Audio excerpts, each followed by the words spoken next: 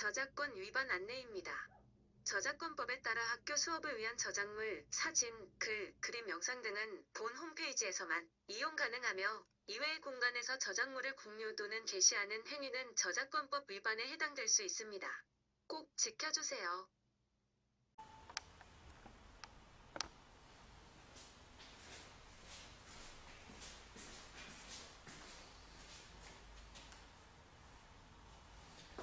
자, 반갑습니다. 통합사회 6번째 시간으로 선생님이 알고 있는데요. 자, 오늘 우리가 배우는 내용은 교과서 28페이지와 프린트물 9페이지부터 나가도록 하겠습니다. 자, 먼저 지난 시간에 배웠던 걸 그냥 어떤 주요 내용보다는 커다란 틀로 우리가 한번 이해해 보도록 하겠습니다. 자, 우리 지난 시간에 뭐 배웠었냐면요. 행복이라고 하는 거 배웠습니다. 그쵸? 자, 그래서 행복이라고 하는 거 배웠고, 자, 그 다음에 행복의 기준이 어떻게 되느냐? 행복의 기준은 어떠하냐? 맞죠? 그래서 행복의 기준은 뭐다? 상대적이다 라고 하는 거 우리 배웠고요. 자, 그러면 이 행복에, 그 다음 배운 게 행복에 영향을 미치는, 영향을 미치는, 요소. 무엇이냐? 라고 하는 거 우리가 살펴봤습니다. 그쵸? 자, 그 다음에 행복이라고 하는 것이 왜 중요한가? 행복이라고 하는 것이 왜 중요한가? 행복은 결국 뭐다? 우리의 삶의 무엇이다? 목적이기 때문에. 자, 그럼 이 삶의 목적인 행복에 대해서 우리가 어떠한 생각들을 가지고 있어야 되냐? 라고 하는 것까지 지난 시간에 배웠던 것 같습니다. 맞죠? 자, 그러면 오늘 이제 배울 내용은 뭐냐? 자, 행복의 조건입니다. 행복의 조건을 오늘부터 우리가 배우게 될 건데요. 자, 무슨 얘기냐? 자, 여러분 다시 한번 떠올려 봅시다. 행복이라고 하는 게 뭐였어요? 자, 행복의 정의가 뭐였습니까? 행복의 정의 뭐? 인간이 맞습니까? 충분한 만족감과 기쁨을 느끼어 어떤 상태? 흐뭇한 상태. 자, 그래서 인간이 만족감을 느끼어 흐뭇한 상태가 되는 것을 우리가 행복이라고 했는데, 그럼 이 행복이라는, 내가 마음속으로, 나 흐뭇해야지, 나 흐뭇해져야지, 라고 생각만 한다고 해서 내가 행복해지는 것은 아니다. 그 만족감을 느끼어 흐뭇한 상태가 되려고 하면 이 다음과 같은 조건들이 기본적으로 뭐 되어야 한다? 조건을 갖춰 주어야만 우리가 행복을 느낄 수 있다라는 겁니다. 자, 그래서 우리 교과서에 보시면 28페이지에 행복한 삶을 위한 조건이 있습니다. 행복한 삶을 위한 조건, 그걸 우리가 뭐라고 한다? 행복의 조건 또는 행복의 무슨 조건? 기본 조건. 이렇게 세 가지로 다 통칭해서 사용해도 같은 의미다라고 생각하시면 됩니다. 자, 그러면 무엇이 만족감을 느끼어 사람들을 흐뭇한 상태로 만들어줄 수 있느냐? 그 조건이 무엇이냐? 자, 네 가지가 있다고 봅니다. 네 가지. 자, 그 첫 번째가 뭐냐면 질 높은 정주 환경이라고 하는 조건이 갖추어져야 인간은 행복을 느낄 수 있다라는 거고요. 자, 그다음 두 번째 뭐다? 경제적으로 뭐 되어야 된다? 안정되어야 한다. 경제적 안정, 경제적 풍요까지는 아니어도 경제적으로 무언가 궁핍하거나 결핍되어 있지 않을 때 인간은 뭘 하다? 행복을 느낄 수 있다라는 겁니다. 자, 그 다음에 세 번째 조건이 뭐냐? 민주주의 제도가 뭐 되어야 된다? 확립되어야 한다. 이 조건을 갖춰야 된다. 자, 그 다음에 마지막으로 무엇이다? 도덕적 실천이 있어야 한다. 이 도덕적 실천이 전제되고 도덕적 실천을 할 수 있는 조건이 갖추어져야만 뭘 할 수 있다? 행복을 위한 기본 조건이 만들어질 수 있다라고 우리가 보시면 되겠습니다. 자, 그러면 오늘 이 시간부터는 이 질 높은 정주환경, 경제적 안정, 민주주의 제도의 확립, 도덕적 실천이 왜 행복의 조건인지, 왜 행복의 조건인지를 지금부터 여러분과 함께 살펴보도록 하겠습니다. 먼저 이걸 살펴보기 전에 머릿속에 여러분, 자, 필기되어 있는 행복의 조건, 행복의 기본 조건이 몇 가지가 있다? 네 가지가 있다. 첫 번째 뭐 있다? 질 높은 정주 환경. 두 번째 뭐가 있다? 경제적 안정. 세 번째 뭐? 민주주의 제도의 확립. 네 번째 뭐? 도덕적 실천이라고 하는 이 네 가지 조건이 충족되었을 때 우리는 행복의 무엇이 기본 조건이 갖추어졌다라고 된다. 그렇게 개념을 정리하시고 우리 먼저 질 높은 정주 환경부터 한번 살펴보도록 하겠습니다. 자, 봅시다.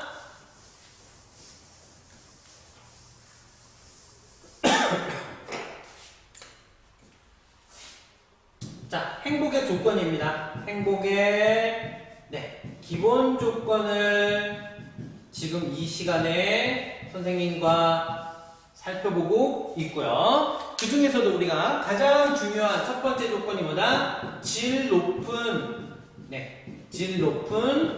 정주 환경이라는 겁니다. 자, 먼저 여기서 이제 여러분들이 처음 접하시는 용어일 수도 있고 중학교 때 기억을 잘 하시는 분들은 다 무슨 얘기인지 아실 수 있는데 질 높은 정주 환경, 자, 이 뜻이 뭐냐? 이걸 한마디로 얘기하면 이렇습니다. 인간이 살만한 곳. 인간이 띄우나요? 인간이 붙이는 것 같은데 하여튼 살만한 곳. 그것을 우리가 뭐라고 한다? 질 높은, 자, 무슨 환경? 정주 환경이라고 부릅니다. 자, 그래서 하나하나 따져보시면 이 정주 환경이라고 하는 건 뭐냐? 자, 정주 환경이라고 하는 것은 인간은 이제 뭐 유목 생활하는 사람들도 있지만 대부분 뭐 한다? 정착 생활을 합니다. 자, 인간이 정착하는 생활을 하는데 그 정착한 곳에 그 지역의 생활 환경을 자, 뭐라고 한다? 정주 환경이라고 합니다. 그래서 어떤 학생들은 이 정주 환경을 주거, 집터만 생각하는데 정주 환경은 집을 지을 만한 곳뿐만 아니라, 자, 위생적인 환경은 어떠한지, 맞습니까? 자, 그 다음에 교육 환경은 어떠한지, 의료 환경은 어떠한지, 자, 그 다음에 뭐? 문화시설은 어떠한지, 이 모든 것들을 포함하는 걸 우리가 무슨 환경이라고 부른다? 생활 환경이라고 부릅니다. 자, 그러면 정주 환경이 인간이 정착한 지역의 생활 환경이고, 지역의 생활 환경에서 이 생활 환경은 집을 지을 만한 곳만 의미하는 것이 아니라 위생은 어떻고, 교육은 어떻고, 의료는 어떻고, 문화시설은 어떻는지 이 모든 것들을 생활 환경이라고 합니다. 자, 그러면 이것이 질 높다라고 하는 거 뭐다? 집을 지을 만한 곳이기도 하면서 위생적이고 환경적으로 깨끗하고 교육시설이 잘 갖춰져 있고 의료시설이 잘 갖춰져 있고 문화시설이 잘 갖춰져 있는 거, 이곳을 뭐다? 질 높은 정주 환경이라고 부릅니다. 자, 먼저 인간은 집을 지어야 합니다. 그렇죠? 집을 지은데 그 집을 지은 곳이 맨날 홍수로 떠내려가요. 그러면 사람이 생존을 유지할 수가 없습니다. 그렇죠? 그러니까 뭐예요? 일단 집을 지을 만한 곳이어야 하고, 자, 그 다음에 깨끗해야 됩니다. 자, 홍수는 안 나. 집을 지을 만한 곳인데 그 옆이 뭐예요? 쓰레기 매립지예요. 어떻습니까? 그러면 항상 더러운 여러 가지 뭐예요? 환경뿐만 아니라 병에 걸릴 확률도 높아지는 거겠죠? 자, 그러니까 위생적으로도 깨끗해야 되고, 자, 그 다음에 뭐예요? 사람들은 배움의 즐거움이라는 게 있는 겁니다. 그쵸? 그래서 이 배움을 언제든지 배울 수 있는 교육 환경, 아팠을 때 치료받을 수 있는 거, 그 다음에 뭐예요? 밥만 먹고 사는 게 아니죠? 그쵸? 다양한 문화시설들을 통해서 만족감을 느낍니다. 우리가 어떤 드라마나 어떤 영화를 봤을 때 거기서 느껴지는 감동, 그 감동을 한번 느끼고 나면 뭐예요? 인간은 행복해집니다. 맞습니까? 자, 그래서 이 문화시설이 갖춰져 있는 것도 뭐하다? 매우 중요하다. 자, 그래서 질 높은 정주환경이랑 자, 집을 지을 만한 곳이고 위생적으로, 교육적으로, 의료적으로, 문화시설도 모두 다 뭐하고 있는 거? 잘 갖춰져 있는 겁니다. 프린트물 9페이지 보시죠. 자, 그래서 질 높은 정주환경이란 안락한 주거환경, 기본적인 위생시설, 교육과 의료 혜택을 누릴 수 있는 시설, 교통, 복지, 문화시설들. 자, 이런 것들이 잘 갖춰져 있는 걸 우리가 뭐라고 한다? 질 높은 정주 환경이다 라고 부릅니다. 이런 것들이 갖추어져야 인간은 뭐 할 수 있다? 만족감이 충만하여 뭐 할 수 있다? 흐뭇함을 느낄 수 있는 행복의 상태에 들어갈 수 있다라는 겁니다. 여기까지 이해되셨죠? 자, 그래서 이렇게 우리가 질 높은 정주 환경에 대해서 살펴봤는데요. 이 정주 환경, 질 높은 정주 환경은 그럼 이게 서양에 있는 사람들의 주장이냐? 아닙니다. 자, 우리나라에 이중환이라고 하는 지리학자가 있었는데 이 이중환이라고 하는 지리학자가 쓴 책 제목이 택리지라는 책입니다. 자, 이 택리지라는 책에도 뭐예요? 자, 질 높은 정주 환경을 자, 뭐 하고 있다? 언급하고 있습니다. 그래서 질 높은 정주 환경을 뭐라고 언급했냐면 이 택리지에서는 이 질 높은 정주 환경을 뭐? 가거지라고 합니다. 가거지. 네. 사람이 뭐 할 만한 곳? 살만한 곳이라고 해서 뭐다? 가거지입니다. 그래서 이 가거지의 조건이 이중환 선생님께서는 4가지로 언급하셨습니다. 자, 첫 번째가 뭐예요? 지리. 두 번째가 생리. 자, 사람이 생명을 유지하는 이익을 얻을 수 있는, 먹고 살 수 있는 곳이라는 뜻입니다. 자, 그 다음에 세 번째가 뭐예요? 네, 산수. 네, 그 다음에 네 번째가 뭐다? 인심. 즉, 사람이 살만한 곳은 뭐다? 지리적으로, 네, 지리적으로 살만한 곳이어야 된다. 자, 그래서 이 지리라고 하는 거는 인간이 살만한 곳인데, 자, 뭐에 근거하냐면, 네, 풍수적 길지입니다. 네, 풍수적으로 길한 땅이라는 뜻이에요. 자, 그럼 풍수적으로 길한 땅이 뭐냐? 우리 배우셨습니다. 뭐? 배산, 임수. 오케이? 배산, 임수. 등 뒤에는 뭐가 있다? 산이 있고요. 맞습니까? 그 앞에는 뭐가 있다? 물이 있는 겁니다. 물이 이렇게, 네, 물이 이렇게 흐르고 있는 것. 자, 이런 지형을 배산 등 뒤에 산이 있고 앞에 뭐가 있다? 물이 있어야 된다. 맞습니까? 자, 왜 그럴까요? 왜 배산 임수여야 하느냐? 우리나라는 주로 뭐예요? 벼농사를 짓습니다. 그렇죠? 자, 벼농사를 지으려면 가장 중요한 거 뭐예요? 햇빛과 땅과 물입니다.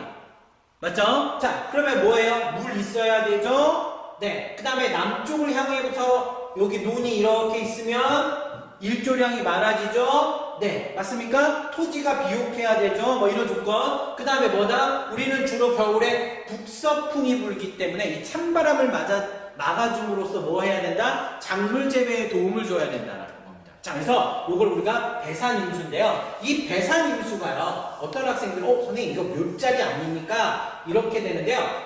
우리 배산임수는 크게 네, 양택과 음택으로 나누는데요. 여러분들이 말하는 그 묘자리는 음택이고요. 예, 양택은 뭐예요? 주거지입니다. 네, 사람들의 주거지.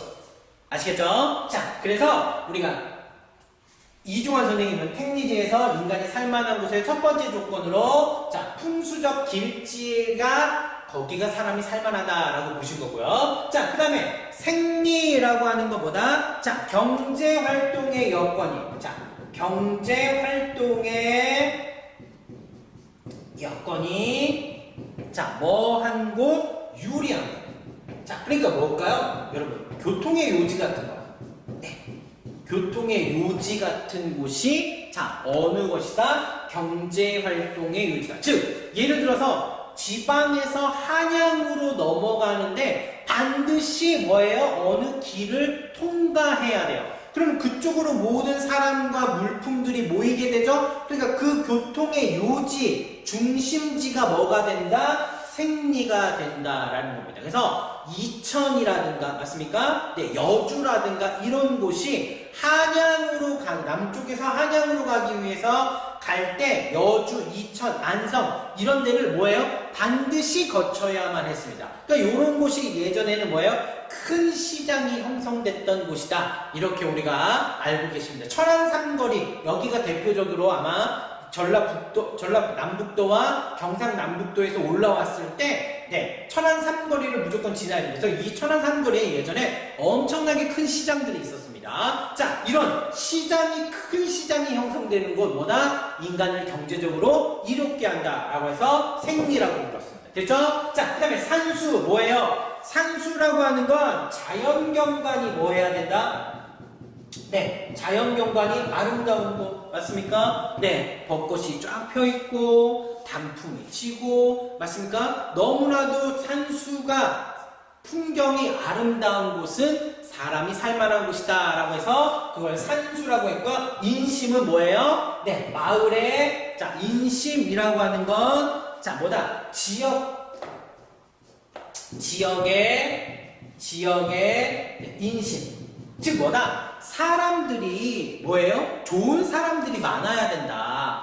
아무리 이런 것들이 다 갖추어진 곳이라도 거기에 뭐예요? 남의 것을 탐하려는 사람들, 그런 사람들만 가득하다면 그곳은 인간이 살 곳이 아니다라고 봤던 겁니다. 자, 그래서 이게 서양에서만 이런 것들을 주장하는 것이 아니라 우리 조선시대에도 이런 인간이 살만한 곳, 질 높은 정주 환경을 가거지라고 하는 이름으로 4가지로 예전부터 정리했다라고 보시면 되겠습니다. 자, 그럼 교과서 29페이지 한번 잠깐 볼까요? 자, 교과서 29페이지 보시면 네, 첫 번째, 이곳은 집을 짓고 살만한 대대손손 복을 받겠구나. 네, 풍수적으로 길지입니다. 그래서 얘는 질이고요. 땅이 아주 기름진 것을 보니 살만하겠구나. 경제적인 안정과 풍요를 주겠구나. 자, 생리고요. 산 좋고 물 좋으니 이보다 좋을 소냐. 네, 뭐다? 산수고요. 밥대가 되었는데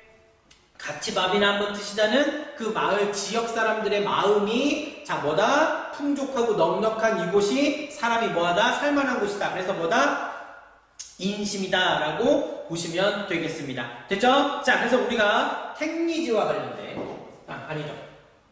질 높은 정주 환경과 관련돼서 자, 우리나라에도 이런 이론들이 있었다라고 하는 거 살펴보았습니다. 자, 이렇게 해서 이제 얼만큼 질 높은 정주 환경이라고 하는 게 정말로 사람들한테 뭐다? 행복해지기 위한 중요한 조건이다라고 하는 걸 여러분들이 다 알게 되셨습니다. 그쵸? 자, 그래서 질 높은 정주 환경이라고 하는 것, 인간이 살만한 곳이 사람이 살아야 사람은 뭘 할 수 있다? 행복을 얻을 수 있다 라고 하는 거 살펴봤습니다. 자, 그 다음에 두 번째, 자, 행복의 두 번째 조건 뭐였다?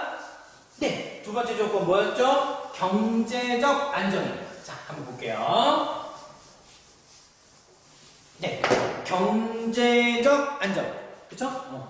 경제적 두 번째, 네, 경제적 안정이라고 하는 겁니다. 그쵸? 자, 이 경제적으로 뭐 안정되어 있다라고 하는 것은 특별히 뭐하거나 궁핍하거나 경제적으로 내일이 어떻게 될지 모르는 그런 불안 상태가 아니어야 된다. 사람들이 먹고 사는 문제가 맞습니까? 기본적으로 먹고 사는 문제가 해결이 돼야만 인간은 행복을 느낄 수 있다. 자, 이게 무슨 소리냐?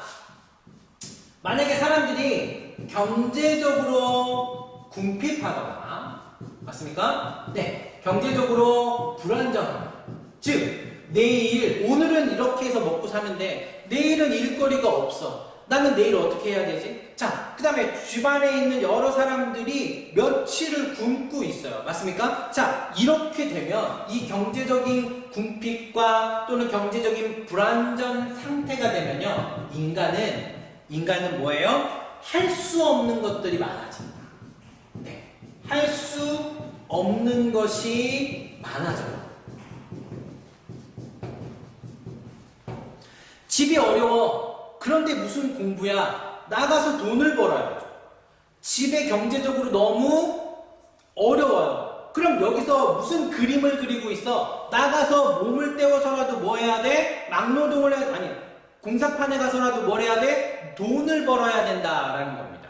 이해되십니까? 즉, 인간이 하고 싶어도 뭐다? 할 수 없는 것들이 많아지는 건 어떤 때? 경제적으로 궁핍하거나 사람들이 경제적으로 뭐 할 때? 불안정한 상태일 때 그렇습니다. 자, 그래서 경제적으로 궁핍하면 삶의 여유가 없어집니다. 네. 그쵸? 네. 그죠? 그러니까 경제적으로 뭐 하면 불안정하게 되면 새로운 일을 할 수가 없습니다. 새로운 일에 도전을 할 수 없어요. 맞습니까? 그러면 뭐 합니까? 자기가 살고 있는 이 순간순간을 살아나가는 것조차도 너무 힘들다는 거죠. 나는 나중에 뭐가 될 거야? 나는 지금 어렵지만 나중에 내가 열심히 노력해서 난 이런 사람이 될 거야 라고 하는 것 자체를 뭐 할 수 없다? 꿈꿀 수 없습니다. 그쵸? 자, 그래서 경제적인 안정을 뭐 하는 것이 유지하는 것이 사람들을 뭐하게 하는 행복하게 하는 가장 중요한 삶이다. 왜? 경제적 궁핍과 경제적 불안정은 무엇을? 할 수 없는 것을, 사람들을 하고 싶은 것을 할 수 없게 만들고, 이 할 수 없게 만든다는 건 사람들로부터 뭐예요? 삶의 만족감을 떨어뜨리는 거고. 맞죠? 삶의 만족감이 떨어진다는 건 행복하지 않다. 됐죠? 자, 그래서 이 경제적 안정을 뭐 하는 것? 유지하는 것이 매우 중요하다. 자, 그러면 이 경제적 안정, 자, 경제적 안정이라고 하는 거 어떻게 해야 되느냐? 자, 경제적 안정을, 자, 뭐 하는 거? 자, 경제적 안정을 위한 방법. 경제적 안정을 위한 방법. 자, 이게 조금 시대적으로 좀 바뀌었습니다. 자, 어떻게 시대적으로 좀 바뀌었냐면요. 네, 어떻게 시대적으로 바뀌었냐면요.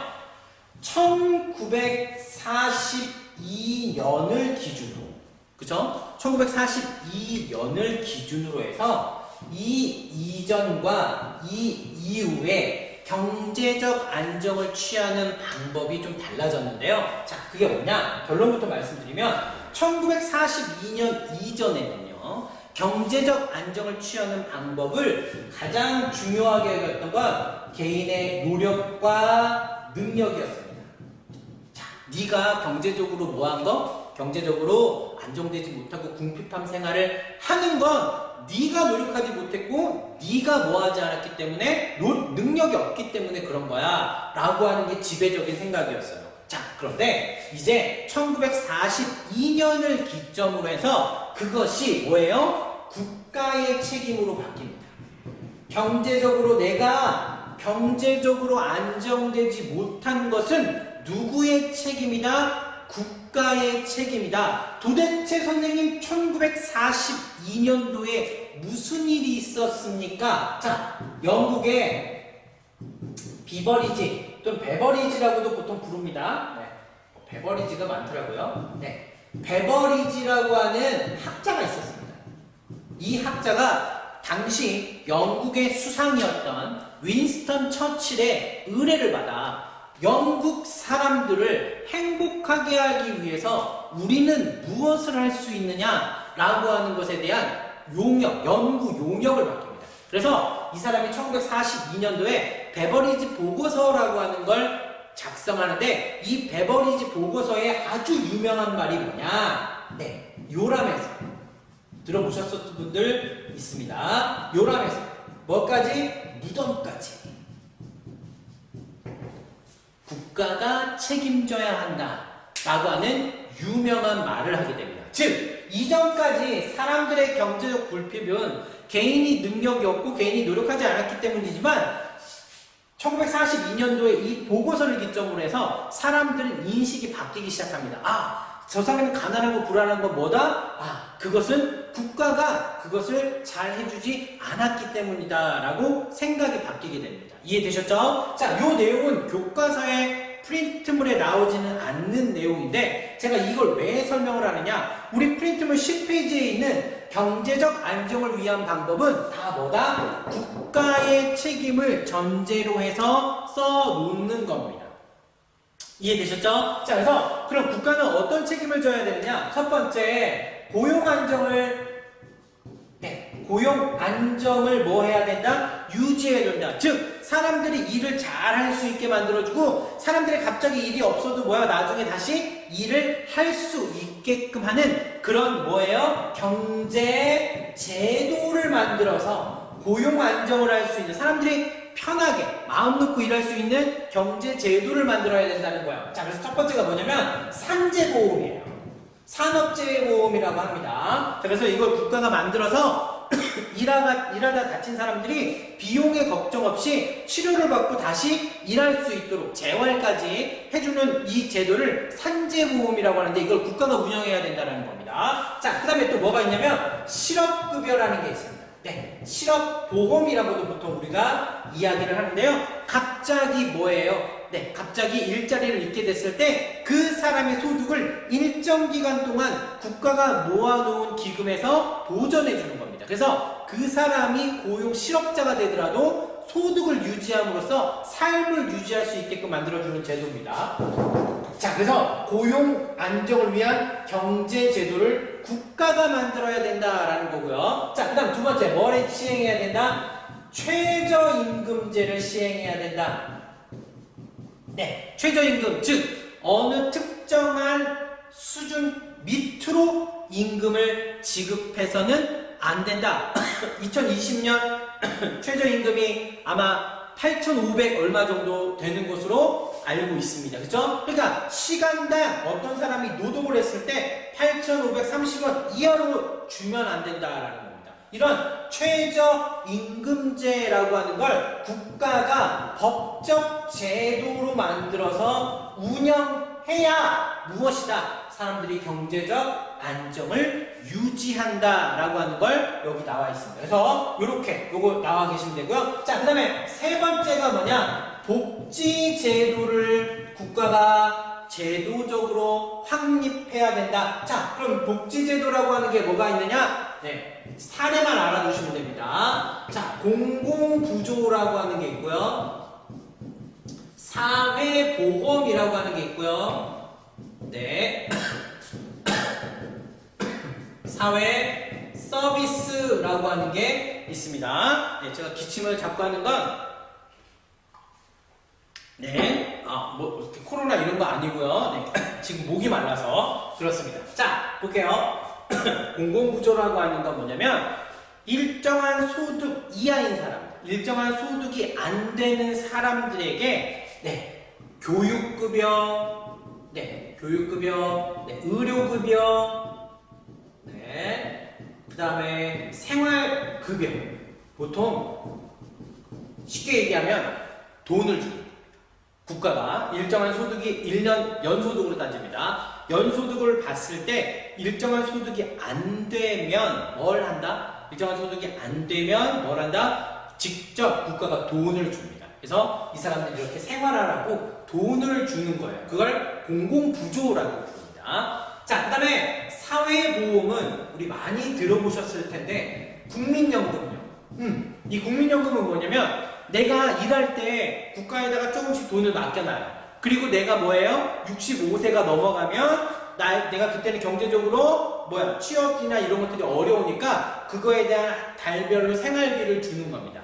지금 제가 알기로는 아마 일반적으로 평균적으로는 최대가 한 달에 90만 원씩 네, 받는 국민연금을 받으시는 국민들이 있는데 이분들은 일할 때 예전에 65세 이전에 일할 때 자신들의 소득 중에 일부를 국가한테 맡겨놓고 그렇게 돈을 모아놨다가 내가 뭐 할 때 65세 이상이 돼서 일자리가 없을 때 뭐 하는 거? 국가로부터 생활비를 받는 겁니다. 자, 그래서 이걸 국민연금이 가장 대표적인 사회보험입니다. 이거 국가가 운영하는 거예요. 자, 그 다음에 사회 서비스라고 하는 건 이제 돌봄 서비스 같은 거. 우리 독거노인들 혼자 사실 때 거동이 불편한 거나 이런 것들을 국가가 직접 뭐예요? 네, 거기에 대한 비용을 지급해서 사람들이 편안하게 생활할 수 있도록 하는 여러 가지 서비스들입니다. 자, 요 정도만 기억하시면 되고요. 얘네의 공통점은 뭐다? 국가가 운영하는 겁니다. 네, 이건 기업이 운영하는 거 아니에요. 선생님 그러면 ING 생명보험, 삼성생명, 흥국생명, 동부생명 뭐 이런 사람, DB 뭐 이런 거 다 얘네들도 사회보험입니다. 그거 아닙니다. 그건 기업보험이고요. 사회보험이라고 해서 국가가 운영하는 국민연금과 같은 거. 아, 여러분들이 제일 많이 알 수 있는 거 뭐? 건강보험료. 네, 국민건강보험. 네, 이게 대표적인 사회보험입니다. 아시겠죠? 자, 그래서 이렇게 국가가 이런 것들을 복지제도를 운영함으로써 사람들의 무엇을? 경제적 안정을 뭐 해야 된다? 추구해야 된다. 자, 그 다음 또 하나. 네 번째. 네, 잘 보이시나요? 네. 잘 안 보이실 것 같아서 네 번째 갈게요. 자, 이제 네 번째. 자, 뭐가 있냐면 경제적 불평등을 경제적 불평등을 뭐 해야 된다? 해소해야 된다. 경제적 불평등이라고 하는 걸 뭐 하자? 해소해야만 된다. 왜 그러냐? 나는 돈이 있지만 나보다 돈이 엄청 많은 사람들이 너무 많아요. 선생님도 차가 있지만 길거리에 뭐예요? 지나다니는 어마어마한 차를 보면 부럽습니다. 와, 나는 그래도 이런 차를 보는데 쟤는 나보다 더, 야, 저기 막 2억, 3억짜리 차가 지나다니면 와, 저기 전세값이 지나가네? 막 이런 식으로 맞습니까? 보일 때 있습니다. 이럴 때 인간들은 뭐다? 나는 부족하지는 않지만 그 엄청나게 많은 부를 가진 사람에 대해서 뭐예요? 내가 가진 것이 너무 하찮게 느껴진다는 겁니다. 자, 이런 걸 우리가 뭐라고 한다? 경제적 불평등이라고 합니다. 그래서 경제적 불평등은 쉽게 얘기하면 빈부격차, 또는 빈곤인데요. 이런 문제들을 국가가 나서서 해소해야 된다. 왜 그러냐? 사람들은 이 경제적 불평등을 통해서 상대적 박탈감을 느낍니다.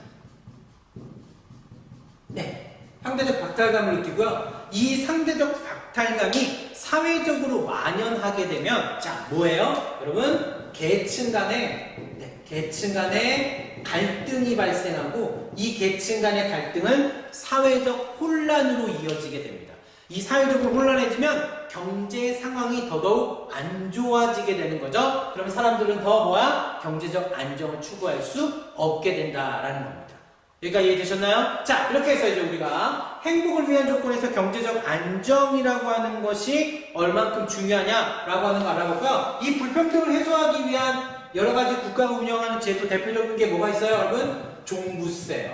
들어보셨나요? 종부세라든가, 그 다음에 소득세, 이런 것들을 올림으로써 뭘 한다? 자, 뭐 한다? 경제적 불평등을 뭐 한다? 해소한다 라고 보시면 되겠습니다. 자, 그러면 이 종부세, 소득세가 도대체 어떻게 경제적으로 해소하냐면, 자, 여기 한번 볼게요. 이쪽 볼까요? 자, 예를 들어서 A라는 사람의 소득이 이만큼이고요. 그죠? B라는 사람의 소득이 요만큼이에요. 그럼 이 사람의 경제적 격차는 이만큼이죠? 맞나? 근데 이 사람은 소득이 너무 적어서 세금을 거둘 게 없지만 이 사람은 소득세를 많이 거둘 수 있어요. 그래서 얼마만큼? 이만큼을 잘라다 얘한테 이렇게 줍니다. 그죠? 그러면 다시 격차는 얼만큼? 요만큼으로 자, 기존보다 뭐하다? 줄어들게 돼요. 그쵸? 자, 그래서 세금, 종부세나 소득세를 통해서 이런 경제적 불평등을 뭐 할 수 있다? 해소할 수 있다? 자, 그 방법이 뭐냐? 종부세, 소득세를 뭐 하는 거? 걷는 게 뭐다? 국가의 경제적 불평등을 해소하기 위한 방법이다 라고 하는 거 우리가 기억해 주시면 되겠습니다. 자, 이렇게 해서 이제 우리가 행복의 기본 조건까지 살펴보았습니다. 자, 프린트물 10페이지까지 한 거고요. 네, 거기 나와 있는 국민이 희망하는 행복의 조건 10페이지에 나와 있는 거 여러분들이 한 번쯤 읽어보시면 좋겠습니다. 자, 다 되셨나요? 자, 그 다음에 11페이지로 넘어가서 행복을 위한 조건 몇 가지? 자, 이제 세 번째, 민주주의 제도는 세 번째, 민주주의 제도는 왜 행복의 조건이냐? 한번 알아볼게요. 네. 자, 행복의 조건. 행복의 조건에, 자, 세 번째가 민주주의 제도의 확립입니다. 네. 민주주의 제도의 확립이에요. 자, 선생님은 TV를 보면서 광고를 분석하는 일을 즐겨합니다. 네, 광고를 분석해보면 상당히 재미있습니다. 자, 그 중에 선생님이 분석한 것 중에 선생님 광고 중에 제일 싫어하는 그 일종의 카피, 네, 멘트가 뭐냐면 네, 옛날입니다. 지금은 안 그런데 당신이 사는 곳이 당신이 누구인지 말해줍니다.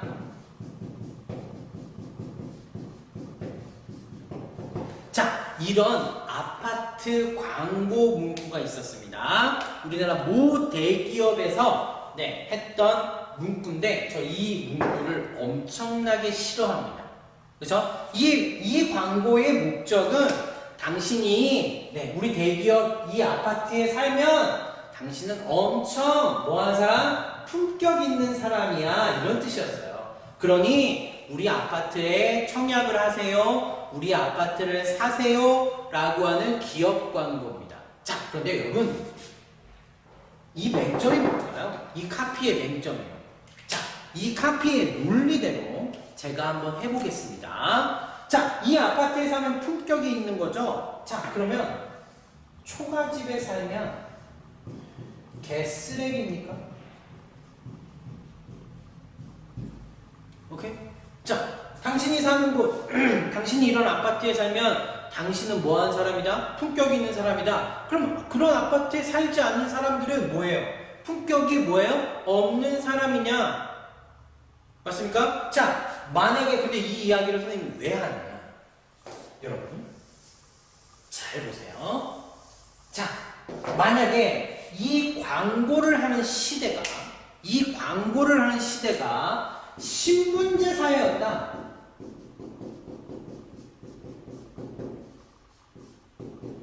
오케이? 그리고 나는 뭐예요? 평민이었어요. 또는 나는 천민이었다고 한번 가정해봅시다. 오케이? 자, 여기에 대해서 그럼 뭐예요? 이런 광고를 뭐예요? 받아들여야 됩니다. 아닙니다. 제가 신분은 평민이고 천민일지라도 나는 사람입니다. 라고 말하는 것 자체가 신분제 사회에서 무슨 의미가 있냐는 거예요. 오케이? 이해되십니까? 자, 지금에서는 당신이 사는 곳이 당신이 누구인지를 말해줍니다. 그럼 초가지 집에 살면 내가 개쓰레기냐? 라고 그 회사에 뭐 할 수 있다? 당당하게 말할 수 있다. 자, 왜 그걸 당당하게 말할 수 있느냐? 지금은 무슨 사회가 아니다? 신분제 사회가 아니다. 이해되십니까? 오케이? 자, 그러면 이것이 민주주의 제도와 관련되어 있다라는 거예요. 사회적으로 민주주의라고 하는 사회 구조가 확립됐을 때, 자, 인간의 가치를 인정받습니다. 자, 그러면 인간의 가치가 뭐예요? 인간의 가치가 뭡니까? 인간의 가치. 자, 모든 인간은 존엄하죠. 그러니 어떤 인간도 어떠한 인간을 뭐 할 수 없다? 무시할 수 없습니다. 맞죠? 네, 인간의 존엄함. 인간은 뭐예요? 자유롭습니다. 그 어떤 것으로부터 구속받을 수 없습니다. 그쵸? 그 모든 인간은 뭐예요? 평등합니다. 이게 인간의 가치죠? 맞습니까? 그 인간의 가치를 그러면 유지할 수 있고 인정받을 수 있는 제도는 여러분 민주주의밖에 없습니다. 네, 민주주의만이 가능합니다. 정말인가요? 네, 우리 역사적으로 한번 살펴보도록 하겠습니다. 자, 여러분 민주주의라고 하는 게 뭐예요? 네, 민주주의. 네, 오랜만에 한번 해봅시다. 민주주의가 뭐예요? 네, 어디서부터 시작됐어요? 고대 그리스 아테네부터 시작했죠? 자, 민주주의는 뭐예요? 다수에 의한 지배입니다. 네, 민주주의는 다수에 의한 지배예요. 그래서 민주주의의 반대가 선생님이 뭐라고 그랬어요? 민주주의 반대, 다수에 의한 지배가 아닌 한 사람에 의한 지배죠? 그러니까 이 반대가 뭐예요? 독재입니다. 맞죠? 여러분 생각해보세요. 독재 정치에서는 누가 제일 중요해요? 독재자만 중요합니다. 독재자 아닌 사람들은 중요하지 않습니다. 자, 근데 민주주의에서는 다수가 모든 것들을 결정하기 때문에 이 다수라고 하는 누구? 대중. 이 대중이 누구예요? 국민이죠. 이 국민이 중요한 겁니다. 그럼 국민은 모두 국민이 한 개인이 모두가 중요한 사람들입니다. 맞죠? 자, 그래서 민주주의라고 하는 제도가 뭐 되었을 때 확립되어야만 인간은 최소한 인간으로서의 존엄과 인간으로서의 가치, 인간으로서의 자유, 인간으로서의 평등을 뭐 할 수 있다? 유지할 수 있다. 그렇기 때문에 민주주의만이 뭘 할 수 있다? 모든 인간을 최소한 인간의 가치를 가진 존재로서 인정받게 해줄 수 있다. 즉 민주주의가 확립되지 않는 것은 인간다운 삶을 살지 못하는 것이다. 맞습니까? 그래서 우리의 국민들은 독재에 저항해와 맞습니까? 잘못된 국정농단과 억압에 저항하면서 오늘날 이 민주주의 사회를 만들어 왔던 것입니다.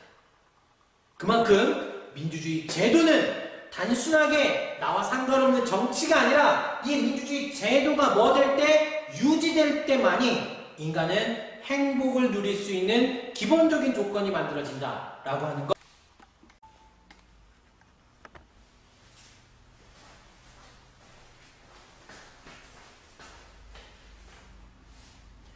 자, 갑자기 국정이 바뀌셔서 여러분들이 좀 당황하셨을 텐데, 지금 국정이 바뀐 이유는 제가 갑자기 뭐 수업의 집중도를 높이기 위해 갑자기 옷을 바꿔 입거나 이런 건 아니고요. 원래 예정되어 있던 수업 시간이 1시간짜리로 지금 수업을 촬영했는데, 저희가 기초학력 진단 테스트 때문에 다시 2시간짜리 강의로 온라인 강의 수업을 해야 돼서 다시 그 촬영을 하기 위해서 앞에 옷 그 주황색이죠? 네, 그러니까 형광색. 네, 그 옷과 지금 옷이 다른 건 촬영 날짜가 다르기 때문입니다. 네, 그래서 지난 시간에 했던 내용들 이어서 계속해서 하도록 하겠습니다. 자, 우리 지난 시간에 했던 내용이 뭐였냐면, 자, 기억나시나요? 네, 행복의 지난 시간이 아니죠? 네. 지난 시간이 아니라 좀 전에 행복의 기본 조건이라고 하는 거 했었습니다. 그래서 이제 어디까지 설명을 하다가 마쳤냐면 민주주의 발전이 뭐의 발전이? 민주주의의 발전이 민주주의의 발전이 바로 무엇이다? 행복의 기본 조건이다. 자, 그러면 민주주의의 발전이 왜 행복의 기본 조건이라고 하였죠? 자, 우리 인간은 그쵸? 자, 인간의 가치를 뭐 받을 때? 인정받을 때. 그쵸? 인간의 가치를 인정받는다. 자, 뭐다? 인간으로서 뭐하다? 인간으로서 무시당하지 않다는 거다. 무시당하지 않으면 이런 뜻입니다. 인간으로서의 가치를 인정받는 것이라는 건 내가 고귀한 인간으로서의 가치 그대로를 인정받을 때, 자, 이 인정을 받을 때 인간은 뭘 느낀다? 행복을 느낍니다. 그쵸? 자, 그러면 인간으로서 무시당하게 되면 행복을 느끼지 못한다라는 거죠. 자, 그래서 이 행복을 느끼는 건데, 그러면 인간의 가치라고 하는 것을 인정받는다라는 건 구체적으로 무엇을 의미하느냐? 인간이 뭐하다? 인간의 존엄성을 인정받는 거고, 모든 인간이 자유롭고, 모든 인간이 특히 뭐하다?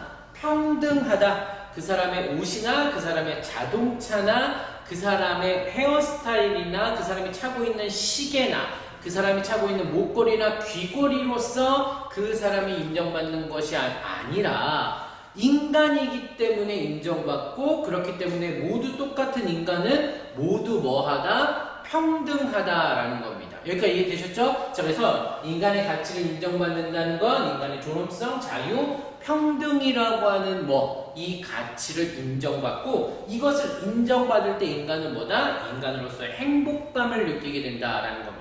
자, 그렇다면 도대체 이 민주주의 발전이라고 하는 게 우리가 말하는 인간의 가치를 인정받는 것과 어떤 연관성이 있었는지, 자, 설명을 해보면 시민혁명이라고 하는 걸 기점으로 살펴보아야 한다라는 겁니다. 자, 시민혁명 뭐가 있었죠? 네.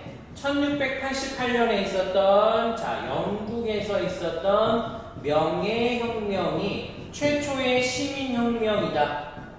자, 그 다음에 1774년 미국에서 있었던 독립전쟁은 전쟁이지만 혁명적, 시민혁명적 성격을 갖고 있다. 그래서 시민혁명이고요. 자, 그 다음에 1789년 마지막으로 프랑스 대혁명이라고 하는 이 시민혁명이 무엇이다? 시민혁명입니다. 자, 그래서 이 시민혁명을 기점으로 해서 그 전의 사회와 그 후의 사회가 민주주의라고 하는 제도라는 측면에서 봤을 때 상당히 구분되는 사회입니다. 먼저 이 시민혁명이 일어나기 이전의 사회는, 자, 어떤 사회? 절대왕정 사회입니다.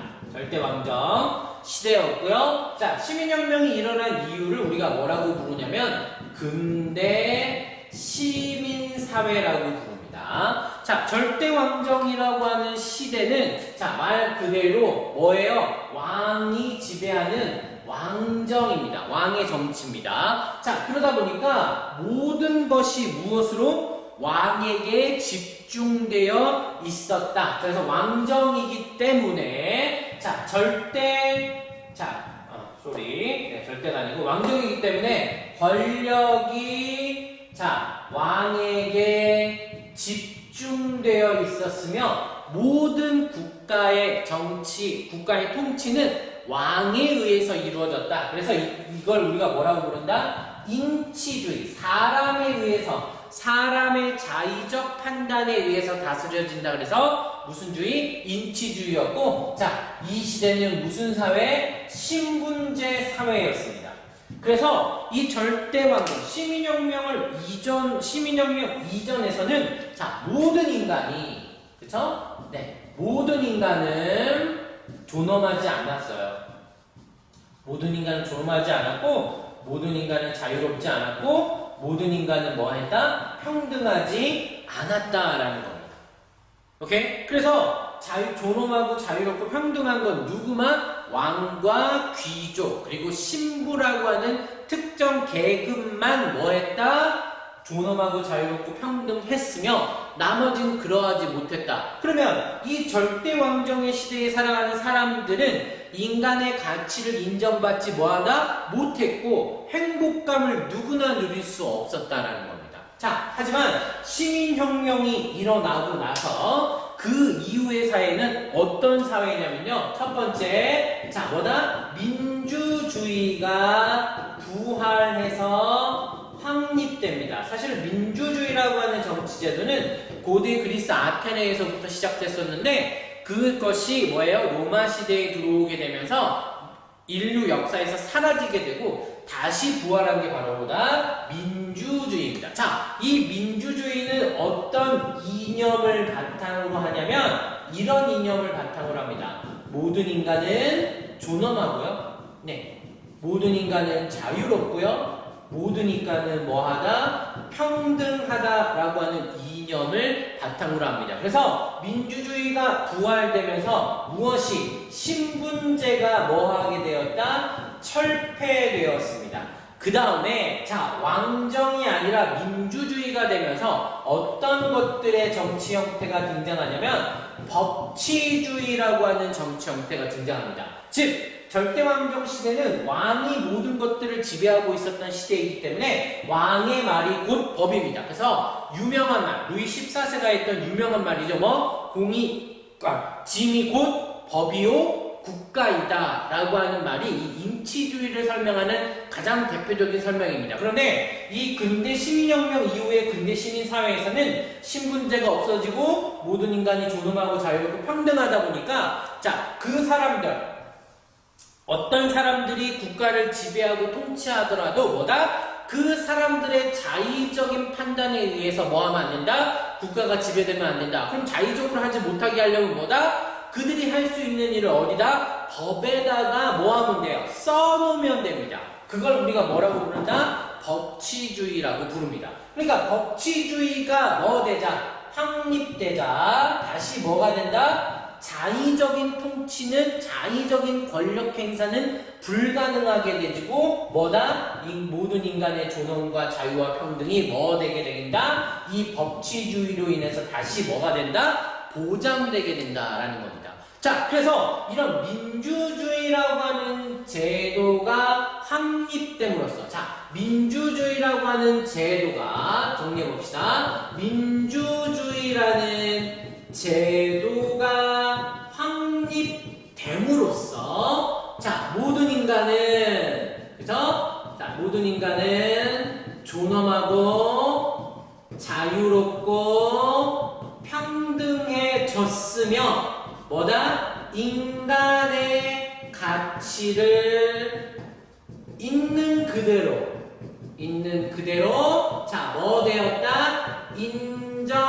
인정받게 되었다라는 거죠. 그래서 민주주의의 확립은 뭐다? 인간이 행복을 느끼는 행복의 무슨 조건이다? 기본 조건입니다. 자, 그래서 우리나라 국민들은 민주주의라고 하는 제도를 뭐하고 해방 이후에 도입한 이후에 이것이 행복해질 수 있는 것은 행복해지려면 민주주의 제도를 뭐하는 거? 확립하는 것이 중요하다. 그래서 바로 뭐다? 그 수많았던 이승만 독재, 박정희 독재, 전두환 독재에 대항하여 민주주의 제도를 뭐하려고 하였다? 확립하려고 끊임없는 투쟁을 하였고 그 결과물이 바로 오늘날 우리가 누리는 자유와 평등, 인간 존엄성이다 라고 하는 걸 기억하시면 됩니다. 독재 정치에서는 절대적으로 뭐하다? 인간이 행복을 느낄 수 없다. 행복을 느낄 수 있는 기본적인 조건은 뭐에서만? 민주주의 제도에서만 가능하다. 그 어떤 귀족 정치라든가 맞습니까? 뭐 또 다른 형태의 정치에서는 그것을 독재라든가 이런 형태에서는 인간이 기본적으로 행복해질 수 있는 조건이 갖추어졌다고 볼 수 없다. 오로지 뭐만? 민주주의 제도에서만. 맞죠? 자, 그러면 이 민주주의를 제도를 확립했으면 더욱더 뭐 해야 된다? 발전시켜야 된다. 자, 그래서 민주주의 제도를 발전시키기 위해서는 어떻게 해야 된다? 법치주의를 계속해서 뭐 해야 된다? 확립해야 된다. 그래야 자의적 권력 행사를 하지 못한다. 그 다음에 뭐다? 민주적 선거 제도를 통해 자, 국민 주권이 실현되게끔 해야 한다라는 거고요. 또 뭐다? 언론의 자유를 보장하여 국민들이 가지고 있는 이 중요한 가치들을 인정받을 수 있고 그것이 훼손됐을 때 언론을 통해서 고발하고 알려냄으로써 민주주의 제도를 더욱더 뭐 할 수 있다? 발전시킬 수 있다 라고 하는 겁니다. 자, 그래서 민주주의 제도의 확립과 발전이 바로 무엇이다? 행복의 기본 조건이다 라고 하는 거 우리가 잘 기억하시면 되겠습니다. 되셨죠? 자, 그래서 지난 시간에 마저 하지 못한 설명, 민주주의 발전이 왜 행복의 기본 조건이다 라고 하는 내용을 여러분들한테 설명했습니다. 자, 그 다음에 이제 마지막으로 도덕적 실천. 네. 도덕적 실천. 도덕적 실천을 할 수 있고 도덕적 실천을 해야 맞습니까? 자, 뭐 하다? 행복의 기본 조건이 갖추어졌다라는 겁니다. 자, 도덕적 실천이 바로 무엇이다? 행복의 기본 조건이다라는 겁니다. 자, 이거 한번 생각해 봅시다. 자, 모든 인간은요. 네, 모든 인간은 자신이 옳다고 믿는 것을 옳다고 믿는 것을 자, 뭐 하는 거? 실천할 때 그쵸? 아, 나는 남을 도와줘야 돼. 지금 이 상황에서는 누군가를 도와줘야 돼. 그게 옳은 거야. 지금 이 순간에서는 내가 이렇게 행동해야 돼. 이 순간에서 내가 이렇게 판단해야 돼. 그게 옳은 거야. 그게 사람들마다 자신이 옳다고 믿고 있는 것이 있는데 그 옳다고 믿고 있는 것을 뭐 할 때? 실천할 때 여러분 모든 인간은 행복감을 느낍니다. 오케이? 맞죠? 그렇습니다. 우리 친구들 사이에서 싸움이 발생했을 때에도 여러분들이 뭐예요? 어떤 친구들의 싸움을 잘 분석하면서 아, 내가 이 친구들을 화해시키기 위해서 내가 지금 이런 일들을 해야 돼 라고 판단합니다. 그게 옳다고 믿는 거예요. 그래서 여러분들이 친구들의 화해를 위해서 각자 찾아서 이렇게 해서 친구들이 화해를 하는 모습을 보면 사람들은 어떻다? 만족감과 흐뭇해진다. 맞죠? 자, 그래서 모든 인간들은 자신이 옳다는 것을 뭐 할 때? 실천할 때. 자, 옳다는 것을 뭐 할 때? 실천할 때 행복감을 느낍니다. 자, 이 옳다는 것을 실천하는 걸 우리가 뭐라고 불러? 도덕적 실천이라고 부릅니다. 어렵지 않습니다. 자, 옳다고 믿는 것을 뭐 하는 거? 실천하는 거. 그걸 뭐라고 한다? 도덕적 실천이라고 합니다. 결론부터 해볼까요? 모든 인간은 도덕적 실천을 할 때 뭐하다? 행복감을 느낍니다. 그럼 결국 도덕적 실천이라고 하는 것이 뭐의 조건이다? 행복의 기본 조건이다. 자, 그런데 이렇게까지만 하면 문제가 발생합니다. 자, 어떤 문제? 첫 번째, 옳다는 게 뭐냐? 그죠? 이 옳다는 게 그럼 모든 사람들은 틀리다고 말하는데 그럼 나만 옳다고 하는 게 옳은 거냐? 대부분 그렇지 않습니다. 물론 그럴 적도 있죠. 뭐예요? 모두가 천동설을 믿을 때 맞습니까? 코페르니쿠스는 뭐예요? 지동설을 처음 제기했고 갈릴레오는 지동설을 주장하다가 뭐예요? 죽을 뻔도 했습니다. 그런 경우도 있습니다. 하지만 그런 아주 획기적인 사건 이런 경우를 제외하고 많은 사람들이 옳다고 믿는 것에 대해서 나만 옳지 않다라고 말하는 건 뭐하다? 일반적이지는 않습니다. 자, 그래서 우리는 항상 그럼 옳다는 것이 무엇이냐에 대한 자, 뭐가 필요하다? 내적 성찰이 필요합니다. 이게 정말 옳을까? 이렇게 하는 것이 정말 옳은 방법일까?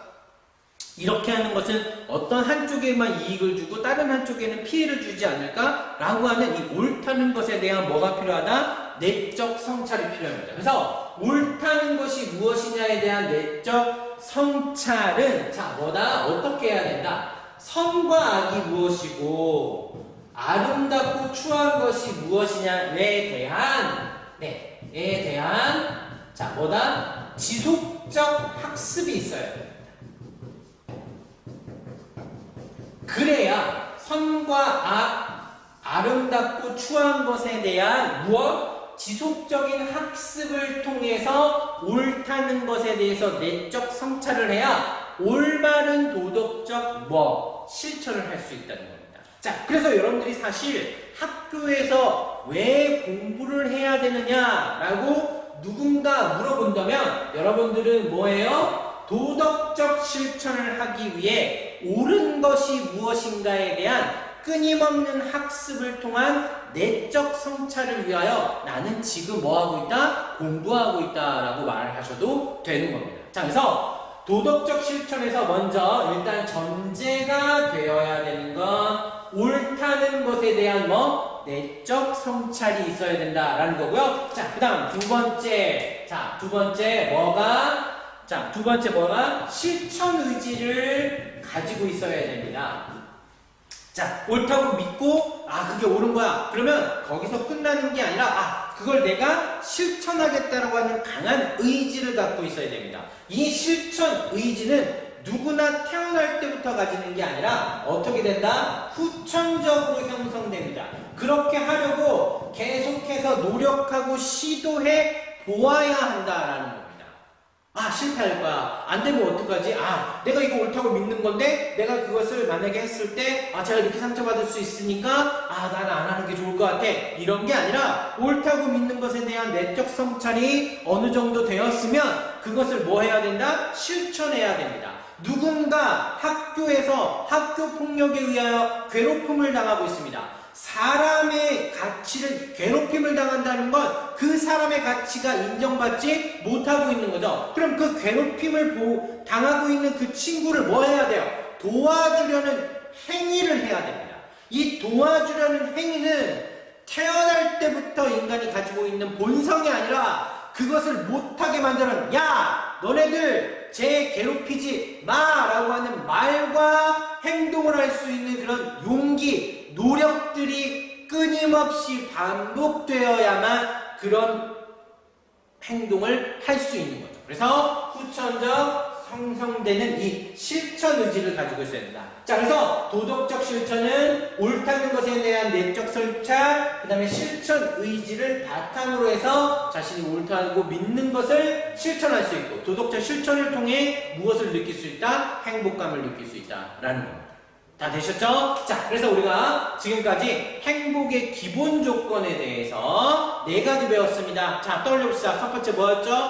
질 높은 정주환경. 두 번째 뭐였죠? 경제적 안정. 세 번째 뭐였죠? 민주주의의 발전. 네 번째 뭐였죠? 도덕적 실천. 이 4가지가 우리 행복의 기본 조건이다 라는 겁니다.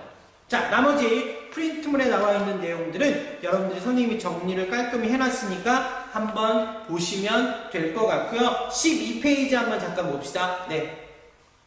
프린트물 12페이지 보시면 행복한 삶을 위한 조건, 그래서 그림 3개가 나와 있는데요. 이 그림 3개 각각 무엇이? 자, 볼게요. 국제연합이 발표한 세계 행복 보고서에는 2년 연속 행복지수 1위를 차지한 나라가 덴마크였습니다. 세계에서 가장 행복한 나라의 국민이 말하는 행복의 비결은 무엇일까요? 한 여행 작가가 덴마크를 직접 여행하며 덴마크 사람들에게 그 이유를 물었더니, 자, 첫 번째 계신 분이 뭐라고요? 행복한 사회를 만들기 위해 자신이 무엇을 할 수 있는지 찾아보세요. 그리고 각자 실천하세요. 자, 이 사람들은 도덕적 실천에 대해서 설명하고 있는 거고요. 자, 가운데 덴마크는 교육과 의료 서비스 등이 무료입니다. 그것이 사회가 갖춰야 될 필수 조건 아닐까요? 자, 이 사람은 뭘 얘기하고 있어요? 행복의 기본 조건이 그저 질 높은 정주 환경에 대해서 설명하고 있고, 마지막 우리 정부와 정치인을 믿습니다. 우리가 뽑은 사람들이잖아요. 그게 민주주의라고 생각합니다. 즉 민주주의가 갖추어져야 행복해질 수 있다. 민주주의의 제도의 확립 또는 발전이 행복의 조건이라고 말하고 있는 겁니다.